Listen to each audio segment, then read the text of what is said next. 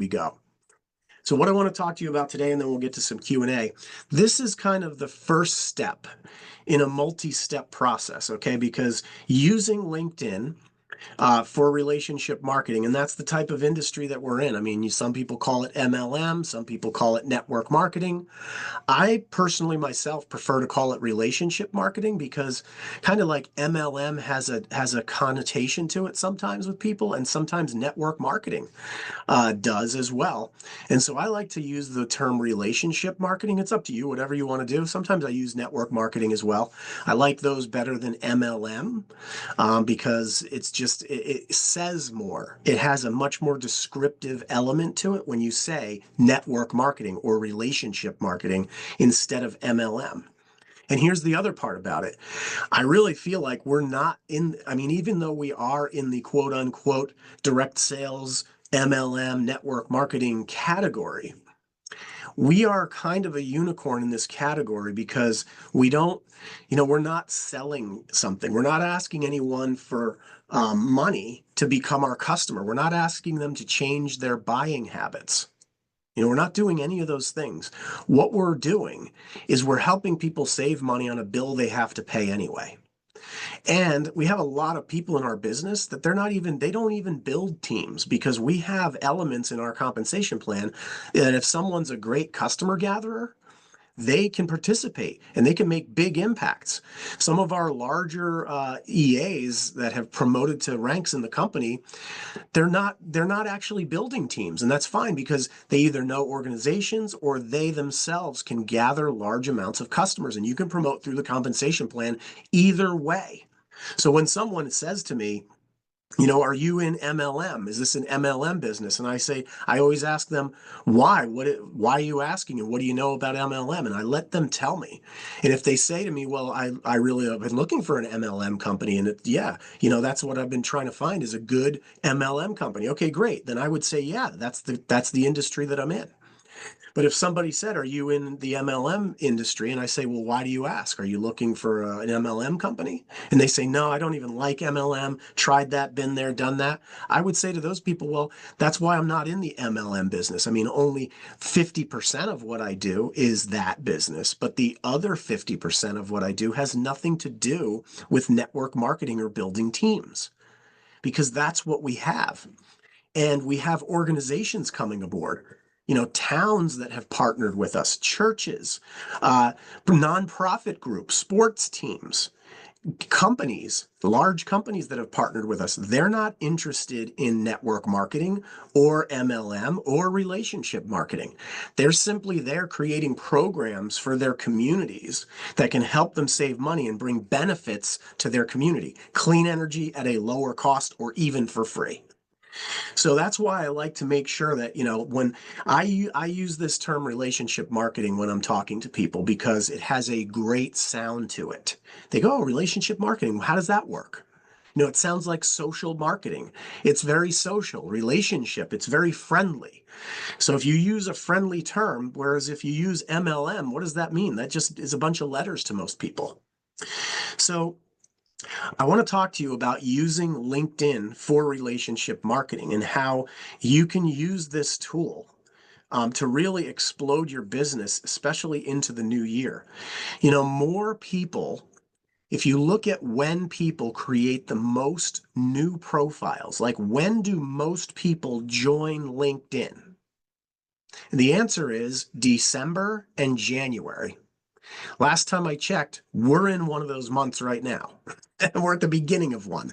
So literally like the next 6, 7, 8 weeks is the more people will be joining LinkedIn for the first time or updating their profile. That's the other thing that they do. More people join and update their profile in December and January than any other time of the year. And why is that? The reason for that is because they're looking for new opportunities. They're looking for a new job. They're looking for a new gig. They're looking for they're looking for a new business. They're looking for some way that they can get more out of life now than they have been for the last year, for next year, than they did this year. And it's already starting and ramping up. LinkedIn's numbers are going off the charts. So if that's the number one place and it is by far, it's the number one place, maybe Indeed for people who are doing job searches specifically, but generally LinkedIn is the number one place that people go to network for new opportunities. Okay. And so if you know that, then here's how you use LinkedIn for relationship marketing. So let's talk about this. To use LinkedIn for your relationship marketing business, you want to focus on optimizing your profile, actively engaging with relevant groups and content, sharing valuable industry insights, connecting with potential leads in your target market, using personalized outreach messages, and leveraging LinkedIn's features like advanced search. All right, so that's a lot of information. What I want to focus on is what's in yellow, optimizing your profile. See, optimizing your profile, it's the number one thing that you need to do when you're either putting a new profile together or if you're going and updating your existing profile. And a lot of us have LinkedIn profiles, and some of our LinkedIn profiles are old and they're tired and they're dated and they don't have the right information and they don't accurately convey what you're looking to do. And so let's talk about optimizing your profile on LinkedIn. So first of all, you go to linkedin.com and you sign yourself up with an account using your email address. It's free. It doesn't cost anything. There's no cost to this. There are literally millions and millions and millions of people that you can connect with on LinkedIn for free in the United States, in our markets where we're open, without you ever leaving your home. Okay. And that's how this works. So key strategy number one is profile optimization. So let's key in on this, and then I'm just going to cover key strategy number one today. We're going to do this as a series leading into the new year, and we're going to combine it as we go over the next several weeks with a lot of things with list building and then reach outs. So we can't do all of that in 30 minutes. So we're going to focus on this one right now. So profile optimization. So what do you want to do? What should you do if you're looking to make your profile better? So this is the first thing. You want to have a compelling headline. You want to clearly state what industry or business you're in and add some type of value proposition. You want to have something that sets you apart from other people. Okay, so you want to look, and this needs to be unique. I don't want to give examples right now because I don't want everybody using the same thing. This needs to be unique to you. Okay, now you don't have to state that you're in Think Plus. You don't have to publicly post that maybe you have a job already. Okay, and you're looking to network through your regular profile, and maybe you don't want the world to know that you're in Think Plus because you have a job and you don't want your people at your work to know what you're doing. That's fine. But you can craft and clearly state things about the industry that you're in, okay? Even the job that you're in, if that's what you're focused on, all right? And you can actually make your profile look better and make it sound better. So clearly stating the industry or business and the value proposition. Now this could be, maybe you're putting your profile up there that you're actively outwardly putting Think Plus, the energy sector as your public profile. And that's great. That's fine. Maybe you're just doing this on a part-time basis because you have a full-time job. Well, then in that case, maybe you don't want to put up information about Think Plus being on there. Or maybe you do and you want to publicly show that, hey, I'm working full-time in this profession and I have a part-time energy business. That could be your avenue to get information across to people. Or it could just be, again, that you're not looking to put any information up about Think Plus, but you're specifically beefing up your own profile, making it better so that you can connect with more people. And then you can tell the story, individually to people when you reach out to them. Hey, I have a job here. I'm a realtor. or whatever. I'm a restaurant owner, but I also have a part-time energy business. And so you're reaching out to people based on that. So again, you could have your public profile be all about Think Plus. You could have your public profile be about your core career or profession. Or you can have your LinkedIn profile be all about your core career or profession and your part-time energy business.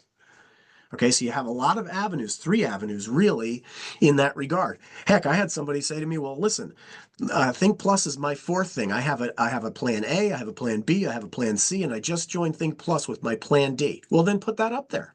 Let people know that you're able to do 4 core careers, if you want to call it that. Maybe they're all part-time, but you're somebody who's looking to create multiple income streams. And maybe that's what you talk about. And that's what I said to this person. I said, if you're going to show that, you don't want to be just outwardly showing that you're in 4 jobs, because people will go, you're crazy. But if you say in your profile, I intentionally have several part-time positions that lead to full-time work, but I'm creating multiple income streams in the process. See that I'm just giving you one example. That sounds really good. Like if I read somebody's headline or profile that said that, that sounds really good. Like I'd be interested in that, because who's not interested in multiple streams of income? So what you don't want to do is portray yourself as you're so busy that it turns people off. Like, how could you do that and have a full-time job? That type of thing. You don't want to do that. So you want to portray that you have the ability to create multiple streams of income if that's what you're looking to do, but not be overly busy or taxed, okay? Because most people that have a full-time career, they're not looking for another full-time career, but most people who have a full-time career, if they could make significant money doing something else, it would be worth it.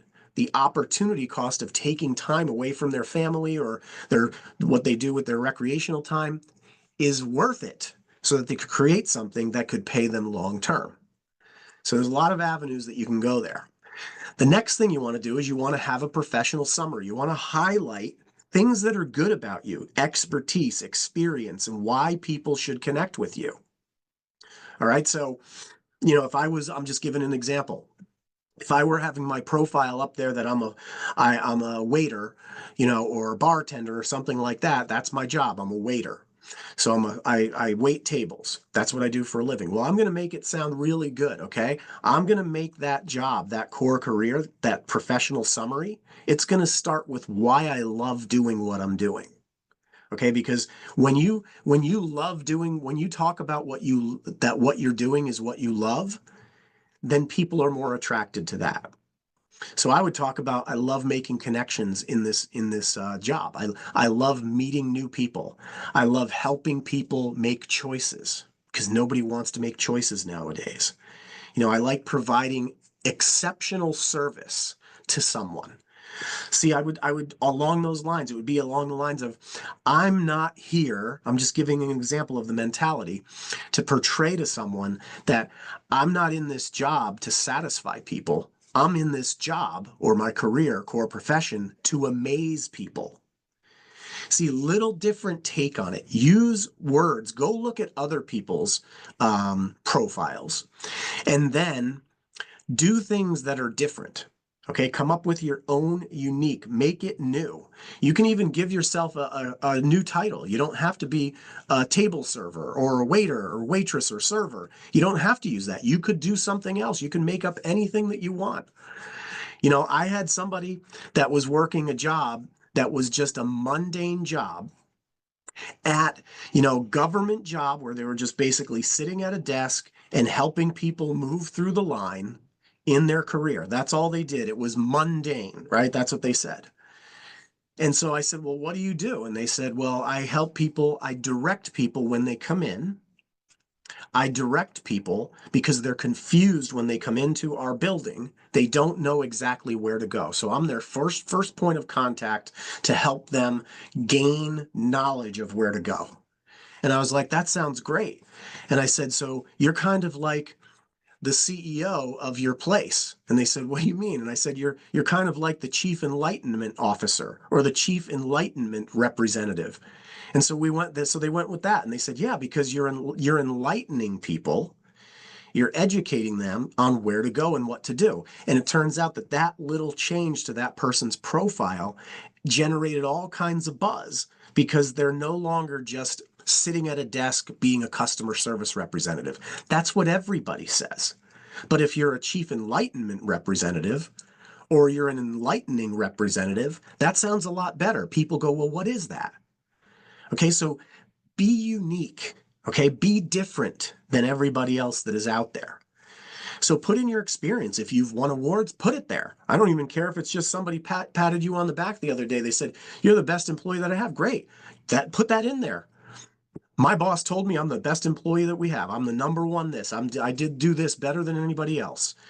Put your experience in there and make it different. Don't just list something like, I got this certification. I was like, why would you put up a certification? Nobody even knows what that is. Tell us what it does. Why did you get the certification? Why are you excited about it? See, make your case in your professional summary, like a paragraph. Maybe it's 2 or 3 sentences as to why people should connect with you. Okay? Revolve it around networking, not around network marketing, but around networking.